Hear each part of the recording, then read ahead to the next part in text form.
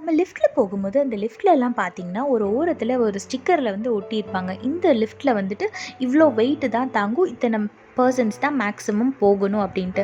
அதுக்கு மேல வந்து நம்ம போனோம்னா, அது கீங் கீன்னு கத்திட்டே இருக்கும். நம்ம வந்து அதுலேருந்து இறங்குற வரைக்கும். அதுக்கப்புறம் தான் வந்து அது அடுத்த ஃப்ளோருக்கே போகும். இதே மாரி தாங்க நம்மளோட வாழ்க்கையில நம்ம வந்து அடுத்த ஸ்டேஜுக்கு போகாம இருக்கிறதுக்கு ஒரு காரணம், நம்ம மனசுல நெறைய கஷ்டங்களையும், குழப்பங்களையும், கேள்விகளையும் ஒரு குப்பை தட்டி மாதிரி அப்படியே டம்ப் பண்ணி அப்படியே அடைச்சி வச்சுருக்கோம்.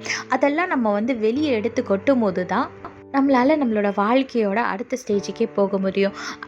ஆனால் நம்ம மனுஷங்கிட்ட போய் நம்ம மனசில் உள்ள கஷ்டத்தையும் நம்மளோட சிச்சுவேஷனையும் சொல்லி புலம்பும்போது அவங்க வந்து அதை ஒன்றுக்கு ரெண்டாக வந்து மற்றவங்ககிட்ட சொல்லி அதை வேறு மாதிரியான கதையாகவே மாற்றி விட்டுருவாங்க. அப்படி நீங்கள் எதையும் ஃபேஸ் பண்ணக்கூடாது. ஆனால் உங்கள் மனசில் உள்ள பாரத்தையும் குறைக்கணும், புலம்பணும் அப்படின்னா உங்களுக்கான ஒரு சொல்யூஷன் இன்றைக்கி நான் சொல்ல போகிறேன். வேதத்தில் பாருங்கள், புலம்பல் 2:19 போட்டிருக்கு, எழுந்திரு, ஆண்டவரின் சமூகத்தில் உன் இருதயத்தை தண்ணீரை போல ஊற்றி விடுன்னு வேதத்தில் போட்டிருக்கு.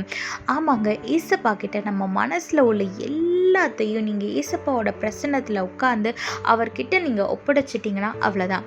அதுக்கப்புறம் நீங்கள் அதை பற்றி கவலையே பட வேணாம். ஏன்னா ஏசப்பா அதை வந்து டேக் கேர் பண்ணிப்பார். எல்லாவற்றையும் யெகோவா ஈரேவா இருந்து ஏசப்பா பார்த்துக்கொள்வார். அதனால் நீங்கள் எத்த குறிச்சும் கலங்காமல் அவர் பிரசன்னத்தில் மட்டும் உட்காந்து ஒரு தண்ணியை ஊற்றுறது போல் எல்லாத்தையும் உங்கள் மனசில் என்னெல்லாம் இருக்கோ எல்லாத்தையும் ஏசப்பாட்ட புலம்பி தீத்துருங்க. ஏசப்பா எல்லாத்தையும் பார்த்துக்கொள்வார். அதனால் எதை குறிச்சும் கவலைப்படாமல் கர்த்தருக்குள்ள சந்தோஷமா இருங்க. கர்த்தர் எல்லாவற்றையும் பார்த்துக்கொள்வார். கர்த்தர் உங்களோடு கூட இருந்து உங்களை ஆசீர்வதித்து பாதுகாத்து வழி நடத்துவாராக. ஆமென். When you're using the lift in the shopping mall, you might have noticed a small sticker in the lift mentioning the capacity of the lift.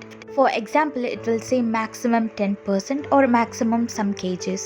And if we are 12 persons in the lift will not move forward and it will give a beeping sound until the 2 persons get out. Likewise, in our life, if we want to go to the next stage of our life, we should pour out everything that you have dumped in your heart. But when you pour out all your problems and all your feelings to someone, your friend or some person, they will go and gossip it to everyone and it will turn out into a different story that you have never faced before. So what can I do in this situation? Well, don't worry, I have a solution for it. Look what the Bible says in Lamentation chapter 2 verse 19. Pour out your heart like water before the presence of the Lord. Yes, when you pour out everything that is in your heart in our Lord's presence, He will take care of everything. He will guide you. He will give you the knowledge to handle the situation and He will give you the solution to solve all of your problems. So instead of pouring it out to your friends or relatives or any person, instead of that, pour your heart to our Lord and He will take care of everything and no one will know that. So pour your heart to our Lord and live a peaceful and blessed life. God bless you all. Have a blessed day. Amen.